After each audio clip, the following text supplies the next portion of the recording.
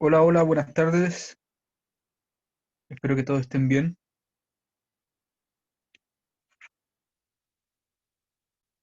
¿Me escuchan? ¿Me escuchan bien?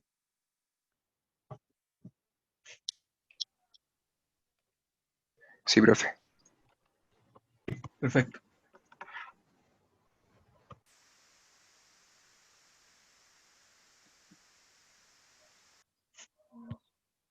Hola, profe. Perdón, silencié justo cuando alguien hizo una pregunta. No, dije hola, profe, ¿cómo está? Ah, hola, hola, muy bien. Perdona por silenciarte. Sí, sí, sí, tranqui. Hola, profe. Hola, hola. Muy bien, voy a silenciarlo a todos, pero si tienen alguna pregunta, ustedes se desilencian. Vamos a partir.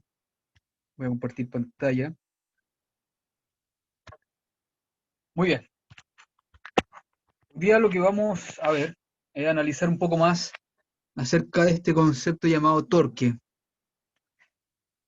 El torque, lo voy a volver a escribir acá, se simboliza con letra tau y es R cruz F, donde este R es la posición a la que se encuentra esa fuerza F. Recuerden, ese es un producto cruz, que es un producto vectorial. Por lo tanto, el torque resulta ser un vector que, como ustedes dijeron en la clase pasada, es perpendicular tanto a R como a F. Ahora, déjenme, para que no se olviden, déjenme contarle un poco sobre la regla de la mano derecha.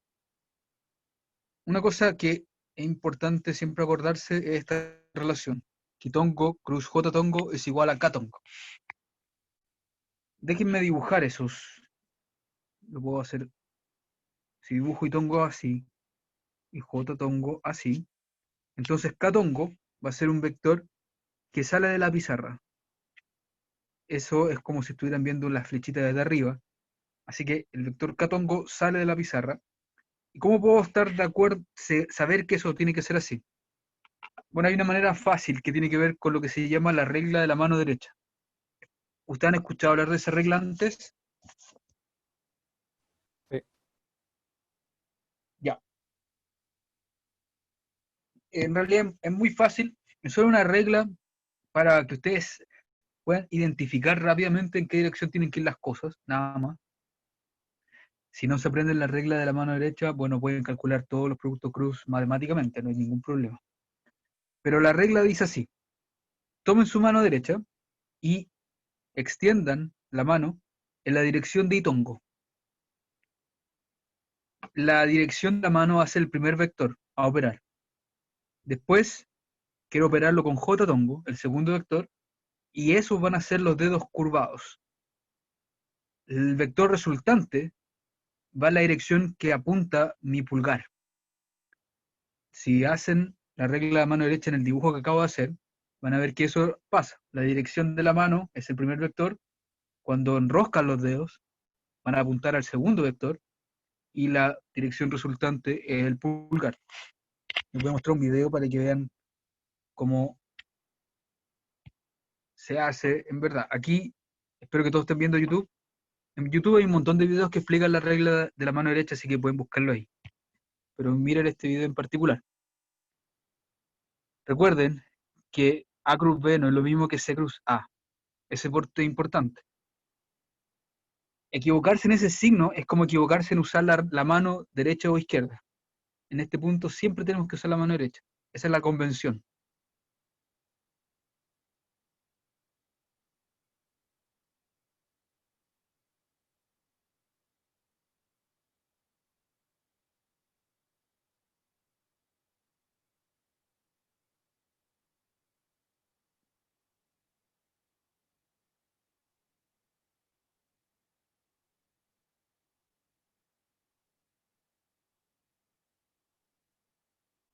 Esa es simplemente la regla. Y espero que todos ustedes la hayan visto. ¿Hay alguien que no entienda la regla de la mano derecha?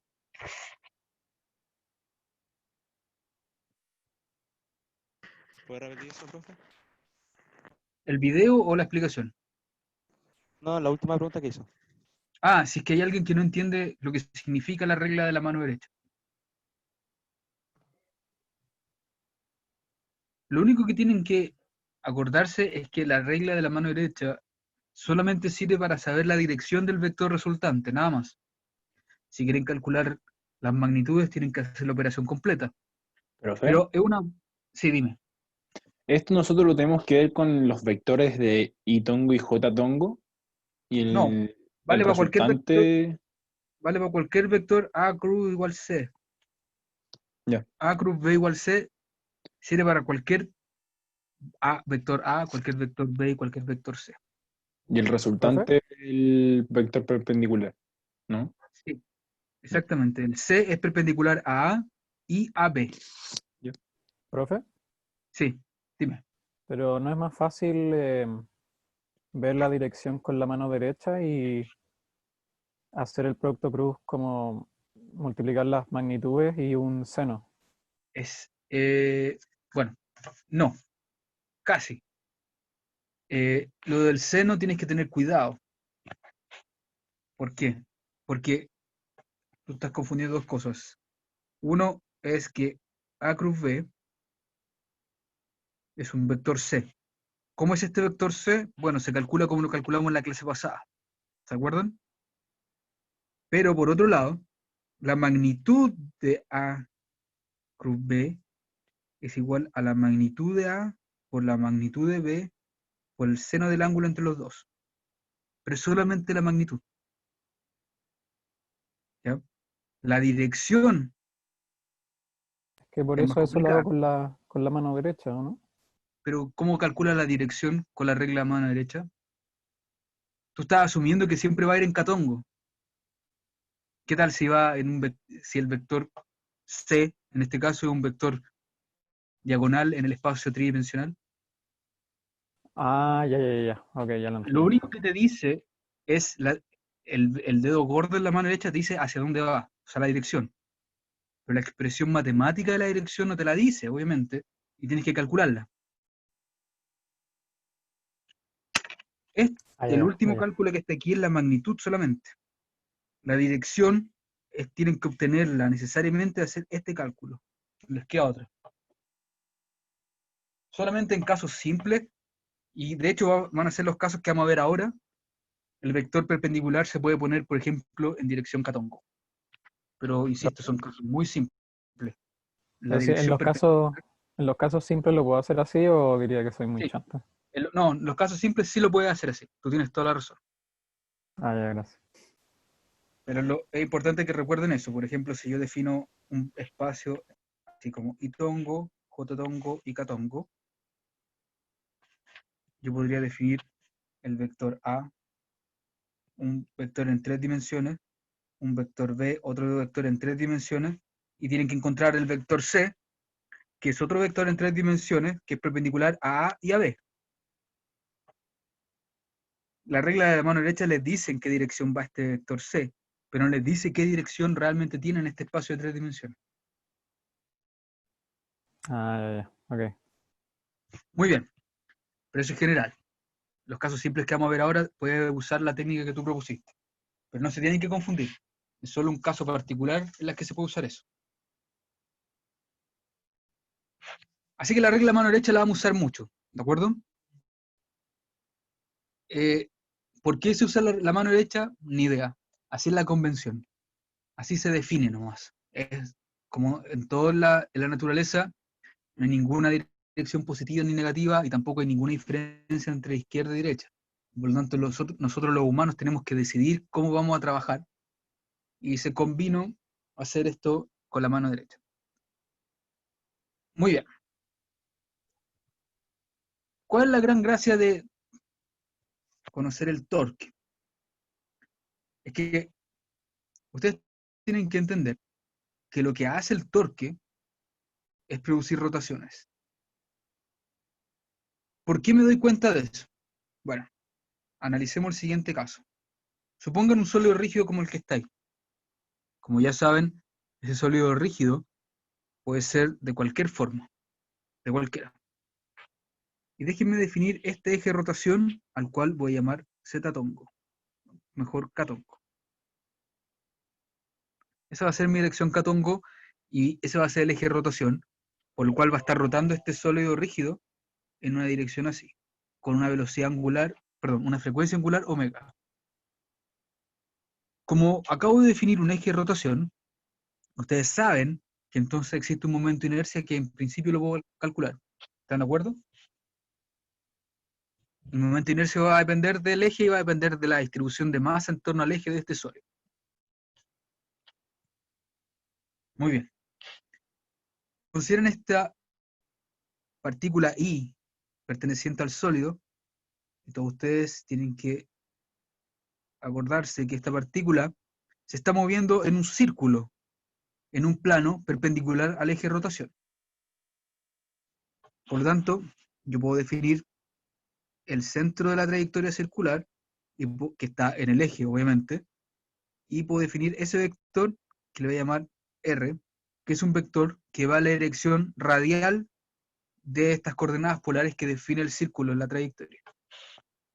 Obviamente en ese punto puedo definir K-Tongo también, y el vector tangencial a la trayectoria, ustedes saben que se le llama θ-Tongo. Hasta ahí no he hecho nada más que coordenadas polares, esto ustedes lo saben al revés y al derecho, y también saben entonces que la posición I de esta masita I es simplemente el radio RI en la dirección R-Tongo. ¿Están todos de acuerdo con eso? Espero ¿Sí? que sí. Sí, profe. Muy bien. Yo quiero calcular el torque, así que lo que me hace falta ahora es la fuerza. Vamos a suponer que de alguna manera esta masita I está experimentando alguna fuerza que está provocando que se mueva en esa trayectoria circular. Por lo tanto, ustedes saben, por la segunda ley de Newton, que si la masa se mantiene constante de esa partícula I, entonces esta fuerza es MI por AI. El problema entonces, ¿cuánto vale esta aceleración I? Ustedes ya saben, de hecho, cuánto vale. Porque si esta masita I está experimentando un movimiento circular, ustedes saben exactamente la forma que tiene la aceleración. Y de hecho lo hicimos hace un par de clases atrás. Tiene dos componentes. La primera es una parte tangencial, que es RI por alfa θ-Tongo. Y tiene otra parte, que es la parte radial, que de hecho apunta al centro de la órbita, que es menos RI por omega I al cuadrado por R-Tongo, que es lo que se llama la aceleración centrípeta. Ahora van a entender por qué es tan importante entender el movimiento circular de las cosas. Repito lo que he hecho hasta acá. La masita ahí se está moviendo en un círculo porque el sólido está girando. Conozco la posición que tiene debido a que es una posición en coordenadas polares. Y si se aplica alguna fuerza, esa fuerza produce alguna aceleración. Y esa aceleración no puede ser otra que lo que acabo de poner entre paréntesis cuadrados, porque es la aceleración de un movimiento circular. Aquí me equivoqué en algo. Esto es así. Noten dos cosas. Uno, que como vimos hace un par de clases atrás, omega, que es la frecuencia angular, tiene que ser constante para cada partícula del sólido. De igual forma, alfa, que es la aceleración angular, que era la derivada de la frecuencia angular, también tiene que ser constante, obviamente. Si omega es constante, entonces alfa también tiene que ser constante. Y eso quiere decir que todo el sólido rígido está girando con una frecuencia angular omega y con una aceleración angular alfa. Lo único que cambia entonces para cada puntito del sólido van a ser sus masitas y las distancias RI a la cual están con respecto al eje de rotación. Ahora calculemos, esta es la fuerza que experimenta la partícula I. Calculemos entonces el torque que experimenta la partícula I. Es RI cruz FI.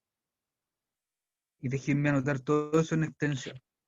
Esto va a ser RI R-Tongo cruz MI RI alfa θ-Tongo menos MI RI omega al cuadrado R-Tongo. Y cuando ustedes tienen un producto cruz como este, Esto se opera igual que una multiplicación. Es S con S y después S con S. Así que el torque I me va a dar algo así. El primero. Noten que los productos cruz solo operan en las cantidades vectoriales. RI, alfa y MI son cantidades escalares, así que simplemente se multiplican. Esto va a quedar MI por RI al cuadrado alfa por R tongo cruz teta tongo. Es ahí solamente donde aparece el producto cruz. De igual manera, el segundo término queda MI por RI al cuadrado por omega al cuadrado por R tongo cruz R tongo. Y por ¿Por lo qué tanto no tengo que resolver quedaría, esos dos productos cruz. no quedaría R tongo cuadrado? ¿No se puede hacer así? R No creo que es tongo, 0, no, ¿no? R tongo cuadrado no tiene ningún sentido. ¿Qué sentido R tiene tongo es ese? un vector. Es 0, ¿no? Espérate. R tongo es un vector. Un ¿Y vector qué al es? cuadrado no tiene, Profe, no significa déjeme nada. preguntar. Dile, dale, ¿Qué es, perdón. qué significa entonces R tongo por R tongo? R tongo cruz R tongo. ¿Eso?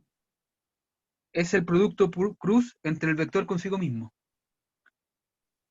Ese resultado es un vector que tiene un valor igual a qué. Esa es la pregunta. ¿Cuánto vale ese vector? ¿Y no hay otra Luego, manera, otra Eso es lo que nomenclatura de estoy anotar preguntando. R tongo por otro R tongo? de nuevo, ¿puedes repetir? ¿No se puede anotar otra nomenclatura entre el R tongo por R tongo, o sea, No el hay cruz? ningún R tongo por R tongo acá. O sea, R tongo, cruz, R tongo, para el vector. Eso es exactamente lo que escribí. No, lo que quiero decir es que R tongo es un vector. Mm. A ver, no se tienen que nunca confundir y tampoco se tienen que espantar con la notación matemática. La Profe, entonces matemática un no, vector por el mismo vector da cero. no, no hay ningún por acá. Es un vector cruz el mismo vector. Por favor, sean precisos en esto. Los vectores no se pueden multiplicar entre sí. Los vectores se operan o con producto punto o con producto cruz. Es importante ser preciso en esto, porque esa imprecisión es la que lleva a la confusión. ¿De acuerdo? Ese cruz es un producto cruz. Y el producto cruz entre un vector consigo mismo siempre es cero. ¿Cómo me puedo demostrar eso? Lo pueden demostrar como lo hicimos en la clase pasada. Y de hecho yo les dije que se lo demostraran a ustedes mismos. Que lo calcularan. Y estoy seguro que tienen que habérselos demostrado en el curso de cálculo. Seguro. Así que esto es algo que tienen que saber. El producto punto de un vector consigo mismo es la magnitud al cuadrado. El producto cruz de un vector consigo mismo siempre es cero. Si no me creen, demuéstrenselo. Porque ¿Puedes esto lo repetir tienen el que saber. último? El producto El, cruz el de un vector producto consigo punto. mismo. Esa es la magnitud del vector al cuadrado. Así se define la magnitud de un vector. Eso Ya, también tienen que saberlo. no. Pero pues tienen que saberlo, porque esto es algo que es esencial para entender la naturaleza. Tienen que. No, esto no existe un término medio. Es así. Es como decir, ustedes tienen que saber leer. Tienen que saber operar vectores. Así que recuerden, de ahora en adelante, y en matemática superior, cada vez que ustedes vean una cruz, es un producto cruz. Pero insisto en esto, no se tienen que confundir en cuanto a las rayas que ustedes ven en la pizarra. Cada raya, cada símbolo tiene un significado. Si ustedes no entienden el significado, lo preguntan nomás.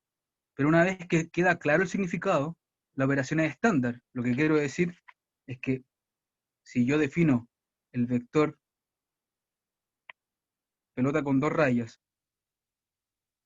con otro vector, que es el mismo vector pelota de dos rayas, y el producto cruz yo lo defino con ese símbolo, eso también es cero. Estos son simplemente rayas en un papel. Lo que importa son los significados que tienen esas rayas. ¿De acuerdo? Así que no se confundan, no mezclen las rayas, o sea, la notación, con el significado que tienen. Ahora la otra pregunta es esto. ¿Cuánto vale R tongo cruz teta tongo? Supongo. ¿Cuánto? K-Tongo. Calculemos, es K-Tongo, calculémoslo con la regla de la mano derecha. Déjenme dibujar el círculo visto desde arriba. Visto desde arriba, si este es el centro, el vector R-Tongo es el vector que va en crecimiento del radio. Y el vector θ-Tongo es el vector que va crecimiento en el ángulo. Si usan la regla de la mano derecha, y aprovechen de practicar aquí, pongan la dirección de toda la mano en la dirección R-Tongo, y ahora enrosquen los dedos en la dirección de θ-Tongo. Se van a dar cuenta que el pulgar apunta hacia afuera de la pizarra. En esa dirección. Si se fijan en el dibujo de arriba, esa es la dirección que yo llamé K-Tongo. Así que R-Tongo cruz K-Tongo, perdón, R-Tongo cruz θ-Tongo es K-Tongo. Donde Profe, no K-Tongo está... entendí cómo usar la mano derecha en este caso. Ya, pero tienes que hacerlo conmigo ahora. ¿Ya? Sí. El primer vector a operar es R-Tongo. Recuerden que esto no es conmutativo, así que es importante identificar qué vector es el primero. El primer vector es R-Tongo. Estira la mano en la dirección R-Tongo. Ahora enrosca tus dedos hacia la dirección θ-Tongo. Estira tu pulgar y te vas a dar cuenta que tu pulgar apunta hacia fuera de esta pizarra. Sí. Esa dirección es la dirección en la que apunta el vector resultante. Nota que esa dirección es justamente K-Tongo en el dibujo que hice arriba. Por lo tanto, R-Tongo cruz K-Tongo es K-Tongo. ¿De acuerdo? ¿Cómo, profesor? ¿Cómo ¿Me qué? puede decir de nuevo? La regla de mano derecha, Sí, por favor. estira tu mano. ¿Lo estás haciendo o no? Sí, Estira tu mano en la dirección R-Tongo. Enrosca tus dedos en la dirección θ-Tongo. Te das cuenta que el pulgar apunta a la dirección K-Tongo.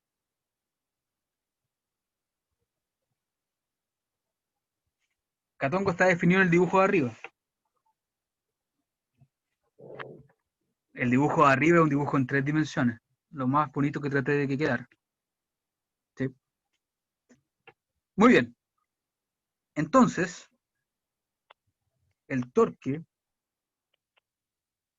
de que esta masita I es MI RI al cuadrado por alfa en K-Tongo. Noten que esto significa que el torque está apuntando en la dirección del eje. K-Tongo es la dirección que tiene el eje, que yo me definí. Así que el torque que siente esta masita ahí apunta en esa dirección. ¿Ya? Muy bien. Esto va a ser importante para lo que viene ahora. Si ese es el torque de la masita ahí, ¿cuánto vale el torque total que siente todo el sólido? La integral. Si fuera un continuo O sería sumatoria. pero es más fácil porque es la suma, porque estamos tratando un sistema discreto. Así que la suma de todos los torques, obviamente. Si se fijan, esto es lo mismo que la suma de MI por RI al cuadrado alfa K-Tongo. Ahora, aquí viene la parte importante de reconocer qué es alfa. Alfa es la aceleración angular de todo el sólido, por lo tanto es una constante. Así que sale fuera de esta suma. Así que usted la puede escribir así. Donde saco alfa, y obviamente K-Tongo es constante también, así que sale. Y ahora ustedes tienen que reconocer lo que está dentro del paréntesis. ¿Qué es lo que está dentro del paréntesis?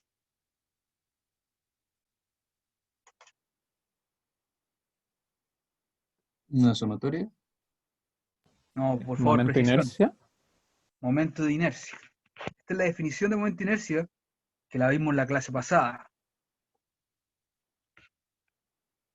Así que el resultado final es que el torque total que siente un sólido rígido es siempre igual al momento de inercia por la aceleración angular en la dirección de giro. Este resultado es extremadamente importante. Lo que me dice es lo siguiente. Si yo soy capaz de producir un torque sobre un sólido rígido, entonces ese torque va a producir una rotación. ¿Cómo veo esa rotación? La veo porque va a producir una aceleración angular sobre el sistema. Y esa aceleración angular va en la dirección del eje de giro, K-tongo. Fíjense que si yo defino K-tongo como lo dibujé arriba, K-tongo mirando hacia arriba, entonces si alfa es positivo, significa que el cuerpo está girando en esa dirección, tal como lo dibujé arriba. Este caso es alfa positivo. Sin embargo, si dibujo el mismo eje, pero ahora cambio el otro eje giro para el otro lado, entonces alfa tiene que ser negativo. Cuando ustedes tienen un eje de giro, existen dos ¿Profe? distintas posibilidades para girar. Sí, Es que Dime. lo escribí igual. ¿cómo lo escribí ¿No igual? sería como menos K-tongo? No, tienes toda la razón, al revés. Todo así, ahí sí. Ahí sí. ¿Se entiende, no? Bonito. Sí, sí, sí. Tienes razón. Ahí. Lo que quiero decir con esto es que una vez que uno establece el eje de giro, existen dos maneras posibles de rotar. La primera posibilidad es la dirección antihoraria, que es cuando alfa es positivo. Que esto haga, o sea, antihoraria. O sea, gira en dirección contraria a las manecillas del reloj. Y está también la otra posibilidad, cuando alfa es negativo, que es la dirección horaria. Que gira en la dirección de las manecillas del reloj. Noten qué significa que para medir el giro ustedes también tienen que usar la mano derecha. Hagan esto conmigo. Supongan que el eje de giro es el pulgar, estirado. Los dedos enroscados indican hacia dónde gira el sistema. Por lo tanto, si ustedes tienen el pulgar hacia arriba, se van a dar cuenta que los dedos apuntan en dirección antihoraria. Y eso se llama una aceleración angular positiva. Si ustedes apuntan el dedo hacia abajo, o sea, la dirección de giro es negativa, los dedos adquieren una orientación horaria, y eso se llama una aceleración angular negativa. Esto es súper importante y a lo mejor a ustedes les parece exagerado definir todas estas cosas, pero esa es toda la gracia. La precisión con la que ustedes diseñan algo, cuando ustedes estudian un problema, es la gracia del problema. Si ustedes no tienen precisión, entonces no pueden decir nada acerca de un sistema. Les voy a hacer un ejemplo para que queden clarísimo lo que quiero decir con esto. Pero todo esto que a lo mejor a ustedes les parece exagerado definir con signos menos y más, es simplemente para ser exactamente precisos con lo que quiero definir. La parte importante que tienen que acordarse siempre de esto es que el torque puede producir una aceleración angular, o sea, puede producir un giro. Y esa aceleración angular puede ser positiva o negativa. Y lo único que significa eso es para dónde gira el sistema, nada más, si de forma horaria o antihoraria. Noten también la similitud que tiene esa ecuación con la segunda ley de Newton cuando la masa es constante. La segunda ley de Newton me dice que si yo tengo una fuerza, el cuerpo va a acelerar tratando de romper esta masa inercial que está aquí, tratando de sacarlo del reposo. ¿Cuánto me cuesta sacarlo del reposo? Va a estar cuantificado por esta masa. La ecuación que acabamos de obtener es lo mismo, sin embargo ahora es para rotaciones. Si yo logro crear un torque, ese torque va a producir una rotación, alfa. Pero esa rotación tiene que ganarle a la inercia rotacional del sistema que está calculada o cuantificada por el momento de inercia ahí. Así que el significado es directo, una a otra. Simplemente, esta es una ley para las condiciones translacionales de un cuerpo, mientras que la ley que acabamos de encontrar es para las cantidades rotacionales de un cuerpo. Muy bien, pongamos en práctica esto. Déjenme escribir de nuevo la ecuación. El torque total va a ser I por alfa en K-tongo. ¿Por qué esto es importante?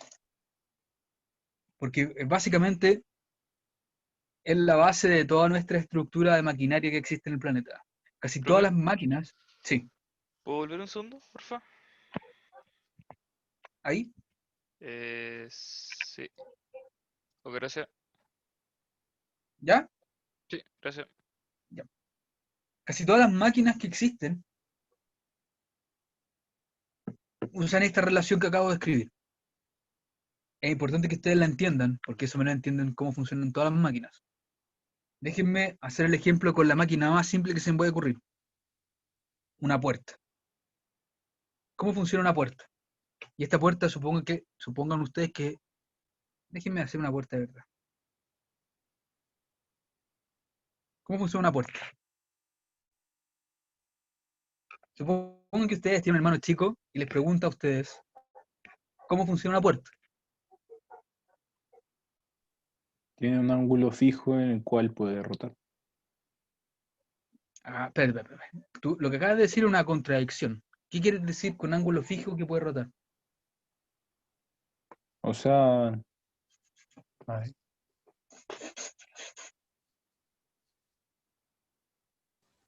Un eje de rotación. sí, eso.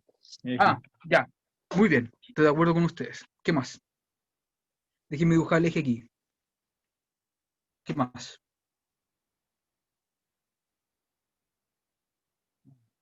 Y va en ambos sentidos. O sea, puede ir horario y antihorario. Ya. La Déjame manilla está ubicada lo más lejos del eje posible. Tú dices que aquí. Déjame dibujar aquí la manilla. Claro. Muy bien. Ya. Todo lo que ustedes dijeron es obvio. Pero en realidad son puras cualidades de la puerta. No me dijeron cómo funciona en realidad. Que Manilla haga un torque está lo más lejos, cosa de aumentar el radio y aumentar el torque y tener que hacer la menor cantidad de fuerza para mover la masa de la puerta. Lo que tú dijiste está bien, excepto que yo no lo diría así, lo diría de otra manera. Pero no quiero decirlo al tiro, lo voy a decir después. Pero está bien lo que dijiste. Déjenme, voy a borrar este dibujo para hacer algo que podamos calcular más rápido. Supongan que la puerta está vista desde arriba, ¿de acuerdo? Ahí. Lo que ustedes dijeron entonces es que pasa un eje por acá. Ahora el eje sale de la pizarra. Y ese eje en realidad son las bisagras. ¿Están de acuerdo? También me dijeron que tenía, por ejemplo, acá una manilla. O sea, la manilla de la puerta. Muy bien. La pregunta es, ¿por qué la manilla tiene que estar ahí? ¿Podría yo poner la manilla aquí, por ejemplo? ¿Podría poner la manilla aquí? También se puede, pero hace que sea más difícil abrir la puerta. Estoy completamente de acuerdo. Ahora, supongan que su hermano es más quisquilloso y les pregunta, no queda conforme con esa respuesta, él les pregunta por qué es más difícil mover la puerta.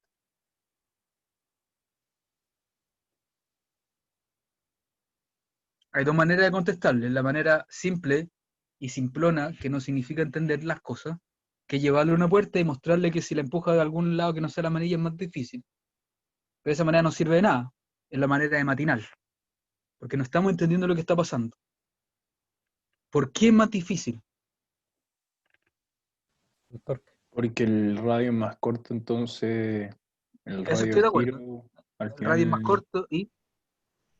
al final al hacer fuerza más pegada al eje, uno necesita más fuerza, po. O sea, tiene más restricción de movimiento. ¿Por qué? Espérate. Recuerden, por favor, De fuerza, ¿no? tiene que ver con la fuerza, ¿estoy de acuerdo?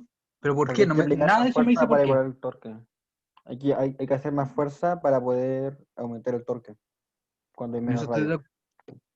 Espérate. Esa explicación no es satisfactoria porque obviamente siempre que uno aumenta la fuerza, aumenta el torque. En cualquier cosa. Y la pregunta es aquí, ¿por qué en esta puerta es más difícil? Es que esa es la gracia de la palanca. Puede ser porque el momento de inercia es mayor. ¿Ya? Bueno, el ¿Estamos momento de inercia reduciendo depende de la H? construcción. Porque si no, para eso, ¿por qué no pongo una tabla y yo cada vez que quiera abrir esa puerta, levanto la tabla y la corro? Por eso hago ¿Cómo? la... No, espérate. No existe ninguna pregunta de ingenio. Es simplemente para saber, para que se den cuenta que las cosas cotidianas que ustedes tienen principios básicos fundamentales que permean a toda la estructura tecnológica de hoy en día.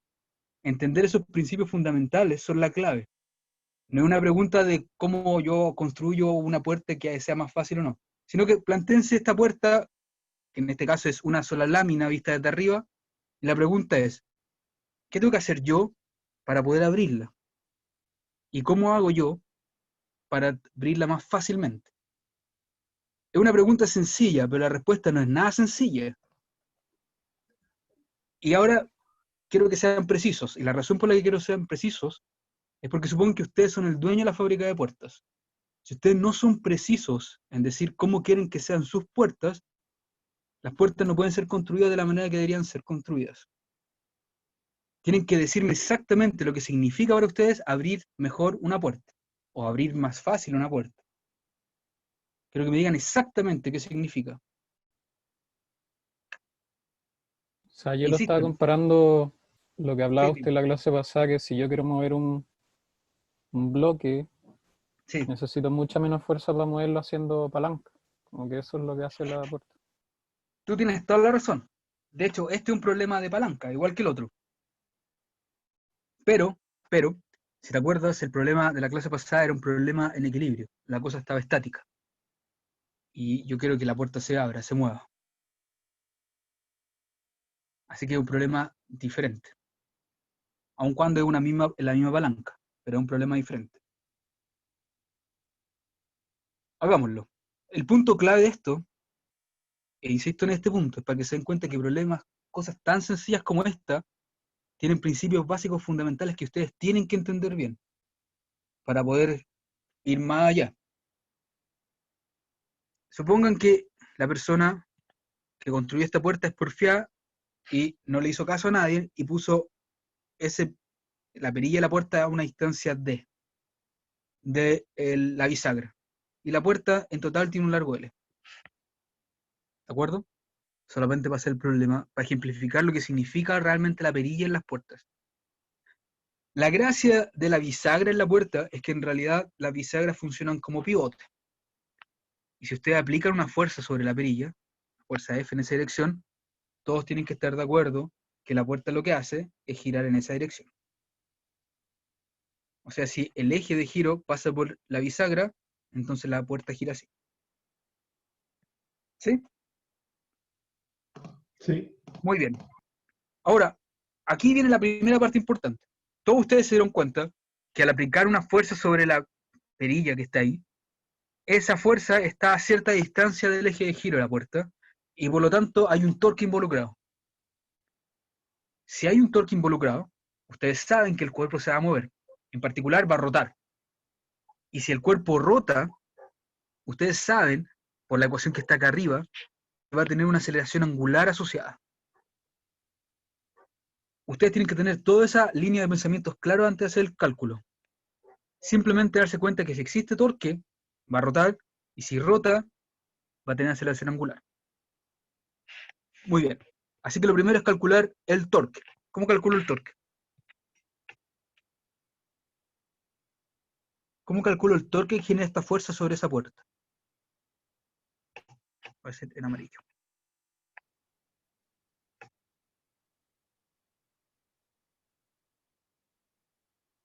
Ustedes son los dueños de la fábrica de puertas.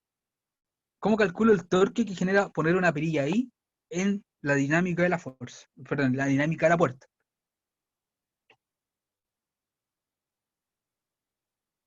Recuerden que el torque es siempre R cruz F. Así que necesitan calcular las posiciones en las que las fuerzas se aplican. Eso significa poner un sistema de referencia. De nuevo, no te escuché. F cruz D, suponiendo que el ¿Cuánto, espérate, cuánto dijiste? F cruz D. No, espérate, no sé, no. El torque No. es R cruz F, donde R es la posición. D es una distancia, no es una posición. Así que la clave, primero es encontrar cuál es la posición de esta fuerza. ¿Qué tengo que hacer para encontrar la posición de algo? Lo primero que tengo que hacer. Definir un sistema de coordenadas. Muy bien, sistema de referencia. ¿Dónde pongo el sistema de referencia acá? Por conveniencia en el pivote. En el eje. Muy bien. Insisto, el sistema de referencia lo pueden poner ustedes quieran. Si quieren lo ponen en Andrómeda, como quieran. Pero lo mejor, tal vez, como todas las distancias están medidas del eje, es poner el eje como un sistema de referencia ahí. Si yo defino entonces esa dirección como J tongo y esa dirección como I tongo, que son arbitrarias, si alguien me pregunta por qué la elegí así, la única respuesta que puedo darle es porque quiero. Entonces, en ese caso, R tongo es de I tongo. ¿Están todos de acuerdo? Sí. Y F, la fuerza, tiene una magnitud F, pero apunta en menos J tongo. Por lo tanto, el torque de esta puerta va a ser algo así como D I tongo, cruz, menos F, J tongo. Noten que D y F son escalares. El menos también es un menos 1, así que también es un escalar. Así que no operan en las cantidades vectoriales, así que esto queda menos D por F y tongo cruz J tongo. ¿Cuánto es I tongo cruz J tongo? Usemos la regla de la mano derecha, para saber hacia dónde apunta ese vector. Si todos están conmigo con la regla de la mano derecha, pongan la dirección de la mano en I tongo. Enrosquen los dedos hacia J tongo y estiren el pulgar.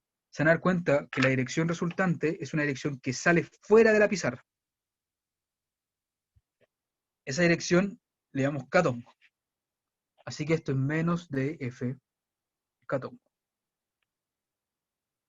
Noten que eso significa que la dirección del torque es menos K tongo, por el menos que está afuera. Por lo tanto, en ese punto de la perilla, el torque va hacia adentro de la pizarra. ¿Ya? Ahora, ¿están todos de acuerdo con eso? Ahora quiero que pongan lo siguiente. Si el torque apunta hacia adentro de la pizarra, entonces la dirección del torque determina la dirección de rotación. Pongan su mano derecha de nuevo. Con el dedo pulgar, apunten hacia adentro de la pizarra. Se van a dar cuenta que el resto de los dedos están apuntando en la dirección horaria, tal como dibujé acá. Así que ahí se pueden dar cuenta que la dirección resultante del torque es la dirección de la rotación del sistema. Muy bien, calculé el torque. Ahora puedo usar la ecuación que está acá arriba. Tengo que menos D por F es igual a I, perdón, menos D por F en K tongo es igual a I por alfa en K tongo. Eso significa que alfa, la aceleración angular, es menos D por F partido en I. Este menos, lo único que significa es que el sistema está rotando de forma horaria, tal como puse en el dibujo. Nada más. La magnitud de alfa me dice cómo acelera angularmente la puerta al abrirse. Y ahora viene de nuevo la pregunta. ¿Qué significa que la puerta abra fácil? ¿Hay que hacer menos fuerza? ¿Menos trabajo? Tal como... A ver, aquí no hay ningún trabajo. Para empezar. Tal como está planteada la ecuación aquí, la fuerza es fija. La fuerza con que tú abres una puerta, supongamos la fija. Así que, ¿qué significa realmente abrir mejor una puerta? Maximizar alfa. Exactamente. Alfa, la aceleración angular, es lo que indica cómo se abre una puerta para una fuerza dada. Estoy de acuerdo con ustedes, a mayor fuerza, mayor alfa. Pero si ustedes deciden que la fuerza va a ser constante, la aceleración angular aún así puede cambiar. ¿Cómo cambia la aceleración angular? Cambiando D, la distancia de la perilla. Si ustedes, por ejemplo, dicen que la puerta es simplemente una barra, para poner un caso fácil, entonces esta barra está girando por un extremo, y el momento de inercia, ustedes saben que es 1/3 m por L cuadrado. Esto automáticamente significa que alfa es menos 3 por D por F partido en ml cuadrado. Para esta puerta en particular, ¿cómo maximizan alfa para una fuerza dada? Haciendo que valga L. Muy bien. Todos tienen que darse cuenta que si D tiende a L, entonces alfa se maximiza a menos 3F partido en ml cuadrado. Perdón, ml. Piénsenlo al revés, si les cuesta esto. Piensen qué pasaría si alfa tiende a 0. Si alfa tiende a 0, ¿la puerta gira o no gira? Esa es la clave. Ustedes tienen que darse cuenta que la dinámica de la puerta está dada por alfa. Si alfa tiende a 0, la puerta no va a girar, por lo tanto no se va a abrir. ¿Cómo ustedes logran que alfa tienda a 0 para una fuerza dada? Haciendo tender D a 0, o sea, poniendo la perilla lo más cerca de las bisagras.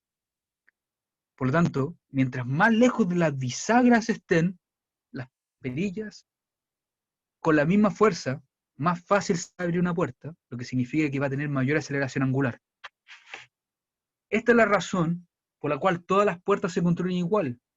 No es una coincidencia cósmica que todas las puertas tengan la perilla en el extremo opuesto de la bisagra. Hay una razón física fundamental, y es para maximizar la aceleración angular que tienen las puertas. ¿De acuerdo? ¿Alguna pregunta hasta acá? No, profe. Ahora, yo sé que esto a lo mejor les parece exagerado, pero insisto en esto, y aquí me tienen que creer nomás, pero más adelante lo van a ver en sus carreras. Entender esto es fundamental para darse cuenta cómo funcionan las máquinas. Piensen en el siguiente ejemplo, una llave inglesa, y voy a dibujar una llave inglesa más o menos la estructura obvia que tiene. Y tiene una ¿Puede tuerca. poner la diapositiva anterior para sacarle una foto rápido? Acuérdense, igual que yo voy a subir esto en PDF, lo subo siempre al Drive. Listo, gracias.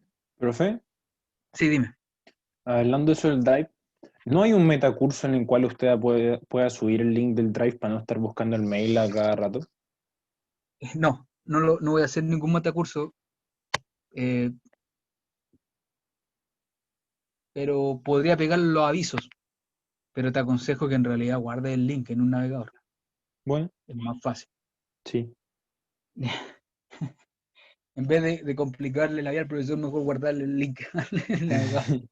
Sí, Pero sí, sí, lo voy a poner en los avisos, para que quede ahí en la página principal, ¿ya? Ya, gracias. Muy bien. Ahora, piensen en esto. En una llave inglesa. La pregunta es, ¿cómo funciona una llave inglesa? La llave inglesa se usa para apretar una tuerca, ¿sí?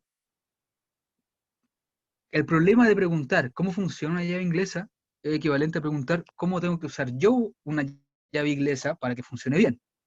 Eso significa de dónde agarro la llave inglesa. ¿En qué parte del mango usted agarra la llave inglesa? En la punta. al Lo final. más atrás posible. Muy bien. Aquellos que sepan, bueno, aquellos que no saben usar una llave inglesa se van a demorar 32 segundos, no se cuenta, que la mejor manera es agarrar la llave inglesa en el extremo opuesto donde está la tuerca. ¿Por qué? Porque lo que ustedes quieren hacer realmente es hacer girar la tuerca. ¿De acuerdo? La tuerca funciona como un pivote. Así está diseñada la tuerca. Para eso se diseña la tuerca, para que funcione como un pivote. Así que para que funcione como un pivote, el mayor giro posible se obtiene cuando la aceleración angular es máxima. Y eso se obtiene cuando ustedes aplican fuerza en el extremo más lejos de la llave inglesa. Noten que es lo mismo que una puerta. La llave inglesa es lo mismo que una puerta. Y si han visto videos de maquinarias gigantes como los camiones Chuquicamata, se van a dar cuenta que esos camiones tienen tuercas tan grandes que necesitan llaves inglesas de aproximadamente 1 metro. Porque necesitan que la aceleración angular sea gigantesca. ¿Cómo funciona un martillo? Y déjenme dibujar un martillo tosco. ¿Cómo se martilla? Esta no es una pregunta trivial, porque si ustedes le pasan un martillo a un niño, el niño no va a saber cómo martillar. ¿Cómo realmente uno sabe que una persona sabe martillar? ¿De dónde agarra el martillo una persona? Lo mismo, lo más atrás posible. Es lo mismo, se agarra acá. Porque de esa manera se maximiza la aceleración angular que tiene la cabeza cuando su mano funciona como un pivote. ¿Se entiende, no? El martillo es lo mismo que una puerta, es lo mismo que una llave inglesa. Todas las maquinarias que usualmente funcionan con las manos, las máquinas simples, usan el principio de palanca. Simplemente usan torque para producir un giro. Y para maximizar el giro, ustedes tienen que maximizar la aceleración angular. Así que es muy importante que entiendan la fundamentalidad de la ciencia detrás de estas cosas. Pasemos a otro objeto, que también es extremadamente importante en máquinas, que son las poleas. Déjeme dibujar una polea acá. En física 1 se tienen que acordar que lo que hacían las poleas eran básicamente transmitir fuerzas de un lado para otro. Y a ustedes les tienen que haber dicho que iban a aproximar las poleas como objetos sin masa, sin radio, sin roce, que lo único que hacían era transmitir fuerzas cambiar la dirección de la fuerza. ¿Se acuerdan de eso? Ahora, también debería ser obvio a ustedes que eso es simplemente una aproximación. Las poleas tienen que hacer algo. ¿Cómo me puedo dar cuenta rápidamente de eso? Porque si yo abro cualquier máquina, me doy cuenta que está lleno de poleas, y las poleas tienen distintos tamaños, distintas formas, distintas masas, así que claramente cambiar las poleas tiene que cambiar la dinámica de lo que estoy estudiando. ¿Qué es lo que realmente hace la polea? Esa es la pregunta. ¿Qué es lo que realmente introduce la polea? Para entender eso, tienen que primero entender qué pasa con la polea. ¿Qué le pasa a una polea cuando está en una situación como esta, en que hay una masita colgando ahí? Esta polea tiene masa, tiene radio, tiene alguna forma, y para que lo hagamos más fácil, supongan que no tiene roce, por ahora. Eso se puede meter después. Pero con todas las condiciones que ya les di, que son bastante buenas y bastante aproximadas a la realidad, me tienen que decir qué le pasa a esta polea cuando se cuelga una masita. ¿Tiene un torque? ¿Qué hace ese torque? ¿La hace girar? La hace girar. Muy bien. Ese torque la va a hacer girar. Pero la pregunta es, ese giro, ¿por qué está medido? ¿Qué cantidad física mide ese giro? ¿La aceleración? Muy bien, la aceleración angular. ¿Y de qué depende la aceleración angular? ¿De la fuerza y del radio? Por ahí va. Hay algo más fundamental en un sólido rígido que solamente el radio. Le estoy diciendo esto así para que entiendan por qué las poleas son importantes. Si ustedes generan algún torque en una polea, ustedes saben que ese torque tiene la capacidad de hacer girar esa polea. Eso significa que esa polea tiene una aceleración angular. Eso significa que si existe un torque y existe una aceleración angular, esa aceleración angular va a cambiar dependiendo del momento de inercia que da la polea. Y por lo tanto, poleas distintas giran distinto. Ese concepto tiene que ser clave para ustedes.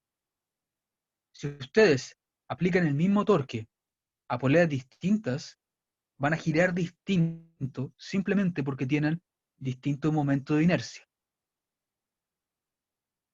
Esto explica por qué hay tantas poleas en las máquinas. Porque ustedes lo que requieren en una máquina es que las cosas giren a la voluntad que ustedes deseen. Una manera de lograr eso es cambiando la estructura de las poleas. Les voy a mostrar qué significa esto. Supongan que el sistema que está aquí tiene solamente una fuerza involucrada, que es esta masita que está colgando. Esta masita, ustedes saben, que tiene un peso, mg.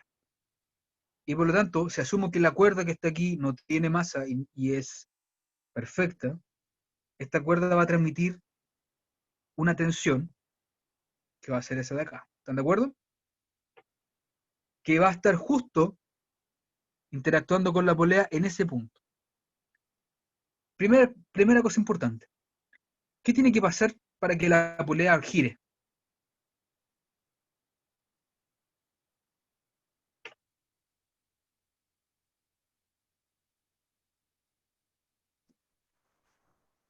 ¿La cuerda debe tener tensión? Sí, tiene tensión, pero algo más tiene que pasar. ¿Que no se puede cancelar con la tensión opuesta? No, espera, es que se mezclaron las palabras, las voces, no escuché. Dale tú. Que está la otra cuerda allá, No puede tener como, No, pero por así decirlo, mayor eso puede tensión. ser. Eso también puede pasar. Y vamos a demostrar que en particular van a tener que tener tensiones distintas. Pero antes de eso, Yo ¿qué tiene decía que que pasar para que... Dime. el peso tiene que ser mayor que la tensión. Ah, también estoy de acuerdo en eso. Para que Tienes gire. toda la razón. Para que gire. Pero algo aún más fundamental. Y tiene que ver con Que esto. ¿Qué tiene que pasar la para que polea tiene ustedes que estar caminen? fija. Tiene que haber roce entre la polea y la cuerda, ¿Qué roce? Esa es la clave. estático. Muy bien. A ver, ¿se acuerdan? ¿Se acuerdan de cuando ustedes introducen roce? El roce que produce problemas siempre es el cinético. El estático está siempre ahí y es lo que produce, por ejemplo, que las cosas rueden o que ustedes puedan caminar. Noten que si aquí no hubiera roce estático, en otras palabras, si hubiera solamente roce cinético, la cuerda se deslizaría a lo largo de la polea. Así que para que la polea en realidad rote, llevando parte de la cuerda, usted necesita en realidad el otro roce, el roce estático. Cada vez que la polea rota, se asume que hay un roce estático ahí, que la está haciendo rotar. ¿De acuerdo? No hay ningún problema con eso. Insisto, recuerden que el problema es siempre cuando hay roce cinético. Pero cuando hay roce estático, entonces las cosas están rotando. Quiero saber si quedó claro el punto de que las cosas rotan por roce estático. Profe, sí, si se refiere a roce cinético, es que la cuerda se está deslizando, como que no Sí, está... exactamente. Ah, ya. En el roce cinético, la cuerda se desliza por la polea, lo cual significa que la polea no sirve, porque es como si hubiera ahí un borde que no sirve de nada. La gracia de la polea es que rota, y para que rote, tiene que haber roce estático. Esa es la clave. Cualquier cosa que rota tiene roce estático. Y le puedo hacer un dibujo para que se encuentre rápidamente por qué tiene que ser así. Supongan una rueda. Esta rueda está avanzando. La pregunta es ¿por qué avanza? O sea, ¿por qué rueda? Supongan que existe solamente un punto de contacto entre la rueda y el pavimento en cada instante de tiempo. Supongan que es así. Si la rueda está bien inflada, algo así debería ser. Como existe roce estático, ese punto no se puede mover, porque es un roce estático. Y por lo tanto, inevitablemente, le da paso al siguiente punto. Y es por eso que la rueda empieza a rodar. Profe, Cada vez que toca el suelo, queda estática en el suelo y le da paso al siguiente punto en el movimiento. Si la rueda se deslizara, si hubiera roce cinético, entonces es ese único punto de contacto el que siente el roce cinético. Y la rueda se desliza y no rota. Sí, dime. es que eso le quería preguntar, ¿por qué, ¿por qué no puede ser suficiente el roce cinético que, aunque se refale, la puede mover un poco igual? O Por sea, ejemplo, si yo camino en el hielo, me refalo un poco, pero igual puedo lograr caminar. sí, pero tienes que usar toda tu coordinación. La parte importante es que, obviamente, en un auto también tú puedes manejar el auto bajo roce cinético, pero no es la idea. Lo que quiero decir con todo esto es que si tú quieres manejar un auto con roce cinético, entonces mejor ponerle esquí al auto. No le pongas ruedas. Las ruedas solo funcionan con roce estático. Y todo el Ah, diseño está hecho para tratar de minimizar los roces cinéticos. Lo mismo pasa con tus zapatos. O sea, de que se puede, pero no es la idea. ¿Sí? le pongo dientes. Bueno, las cadenas de los autos se ponen para minimizar el roce cinético que se produce con el agua, en realidad. Muy bien. Sí, dime. Usted dice que una polea funciona solo si es que hay un roce estático. Sí. Pero O sea, si yo, ahí quiero decir que, no, la parte de función es complicada. Voy a ser preciso. Quiero decir que esa es la única razón por la cual tú podrías poner una polea en una máquina.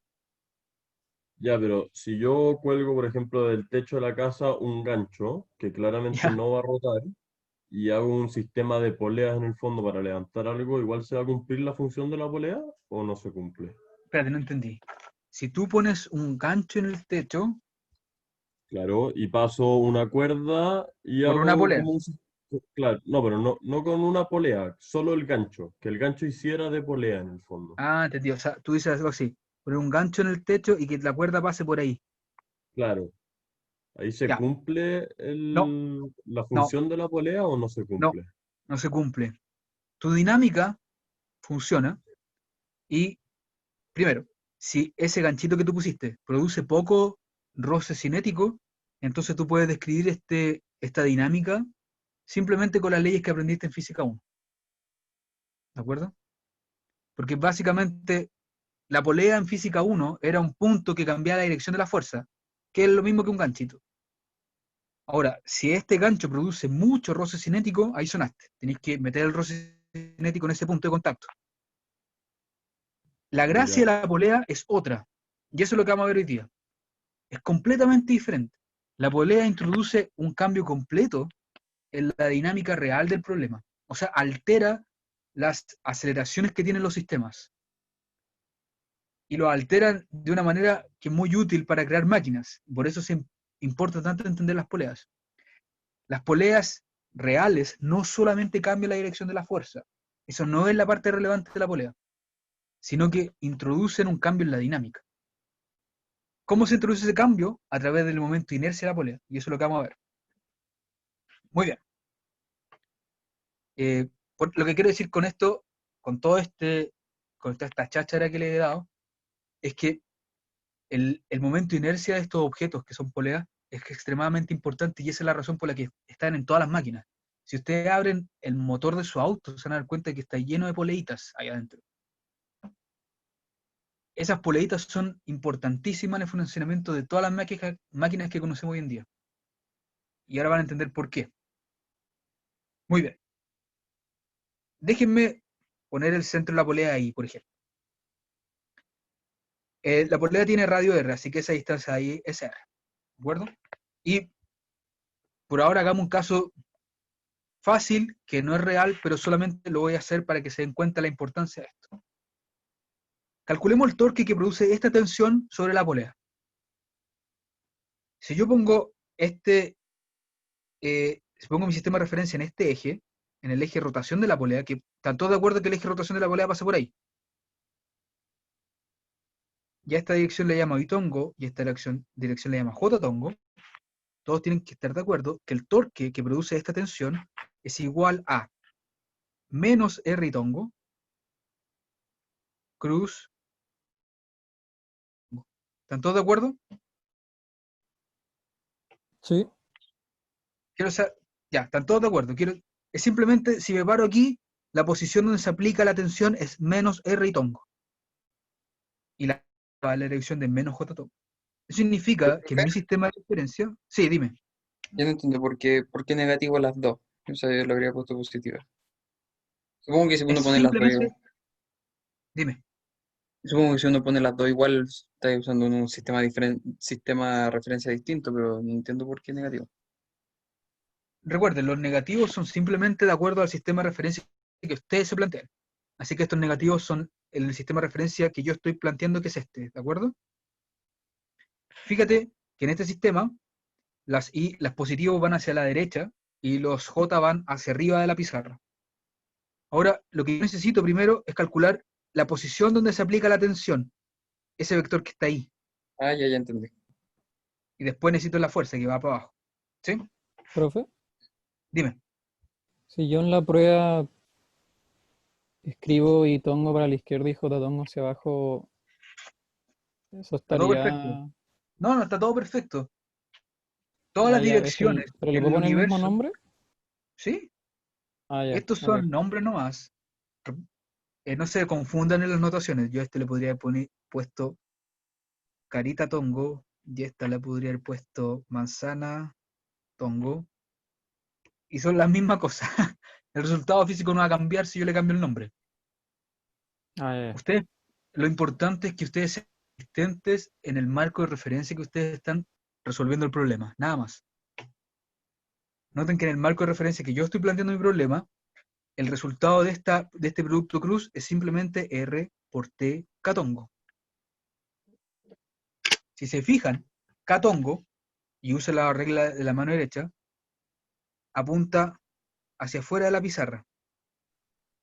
Y como la dirección del torque va en más catongo, entonces la dirección de giro es en esa dirección.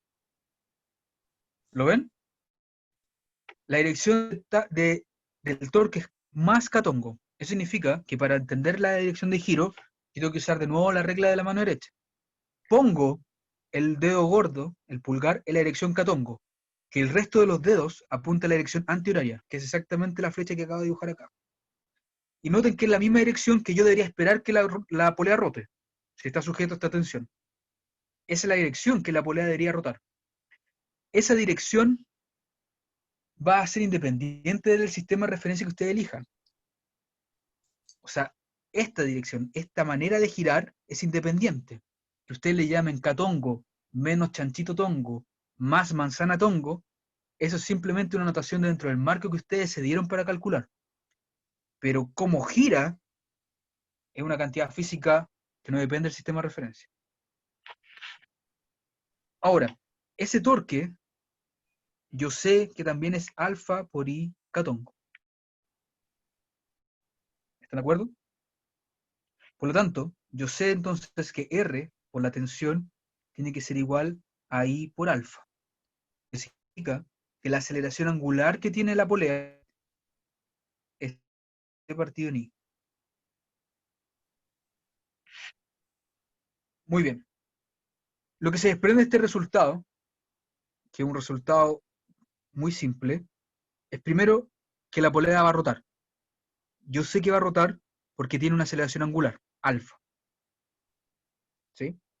Lo segundo que se desprende es que mientras más tensión le aplique, más va a ser la rotación. Lo tercero que se desprende es que depende del momento de inercia. Siguientes preguntas. ¿Alguien quiere preguntar algo? Sí, que me estoy confundiendo un poco con los cálculos que hizo, pero ¿puedes subir a la diapositiva de arriba para ver algo? ¿A esa? Sí. Tú me dices cuándo termina. ¿Ya? Ya. Gracias. No, la primera pregunta es, ¿esta aceleración puede ser cero? ¿Existe alguna manera de que ¿La yo haga que esta tensión es cero? aceleración sea? Una manera es que la tensión sea cero, lo cual en este caso, en este problema, está prohibido. Vamos a suponer que la tensión existe.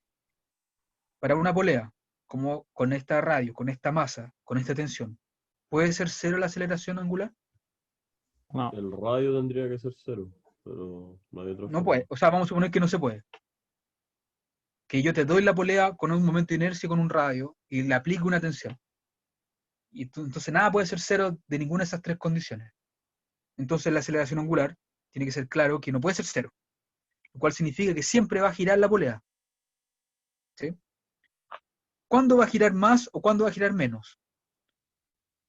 Bueno, eso va a depender, obviamente, de la tensión, pero también depende del momento de inercia de la polea. Eso quiere decir que depende de la estructura de la polea, lo cual significa que poleas distintas giran distinto, con distinta aceleración angular. Por lo tanto, si ustedes quieren que algo gire más rápido o gire más lento, para una misma tensión, entonces lo que tienen que hacer es cambiar la polea. Por ejemplo, para que se pongan una idea clara de lo que quiero decir, supongan un ascensor. Los ascensores son simplemente una polea. Yo no sé si sabían eso. Es un poco más complicado el sistema, pero es una polea. Y dentro de esas cajas ustedes ponen personas. Las cajas más las personas tienen tensiones, tienen pesos fijos y por lo tanto producen tensiones fijas. Entonces, ¿cómo ustedes modifican la manera en que se mueven estos ascensores para tener edificios más altos o más bajos? ¿Se entiende la pregunta? Todos están de acuerdo que en un edificio muy alto, como los que están en Dubái, ustedes necesitan que los ascensores suban más rápido, si no es una lata. Pero el peso de los ascensores más o menos es estándar en todos lados. Entonces, ¿cómo hacen que suba más rápido? Lo que tienen que hacer, y esto lo vamos a ver en la próxima clase, es cambiar el giro de la polea, cambiar la aceleración angular con que gira la polea. Y si las tensiones están fijas, entonces lo que tienen que hacer es diseñar la polea para que tenga menor momento de inercia. ¿Puede aumentar el ¿Sí? radio también? O aumentar el radio, o aumentar el tamaño de la polea, lo cual siempre se puede hacer, pero si tenía espacio complicado, o sea, espacios pequeños como las cabinas de los conductos de los ascensores, es más fácil modificar el momento de inercia. El momento de inercia tiene más libertad, eso es lo que quiero decir. Pero tú tienes razón. Esto es solamente un ejemplo para que se den cuenta de que las poleas introducen una libertad gigantesca en las máquinas que ustedes pueden construir. Por eso es importante. La próxima clase seguimos con esto. Si no hay ninguna pregunta o alguna pregunta, háganla ahora y si no terminamos. ¿Profe? Sí, dime. Pero en el ascensor Sí. intentan poner un contrapeso para que se cancele esa fuerza y hay un motor que lo hace girar fuera de eso. Sí. Así, los ascensores funcionan que aquí está la gente y usualmente este pedazo es un contrapeso.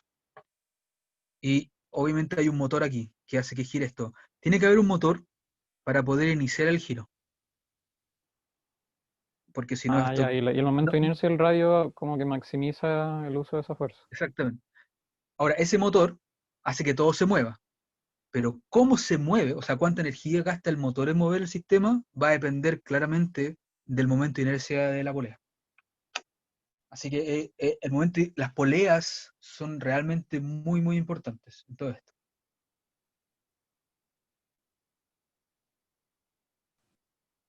Ya. Muy bien. Profe, ¿le puedo hacer una pregunta? Sí, dime. O sea, nada que ver con el curso, pero Dime. ¿qué aplicación ocupa para escribir? Se llama Squid. Esa. Ya. ¿Por Ya, qué? gracias. ¿No le gusta? Es que yo hago clases particulares, pero con la pandemia no he hecho nada todavía. Entonces está averiguando. A mí me gusta esta, no sé si ustedes están de acuerdo, pero encuentro que no es mala. Sí, a mí me gusta. Muy bien. Ya, nos vemos el jueves. Por favor, cuídense, que la pandemia no está disminuyendo, así que tengan cuidado. Yo, profe, que esté bien. Gracias, profe. Igualmente. Chao, chao. Chao, profe. Chao, chao.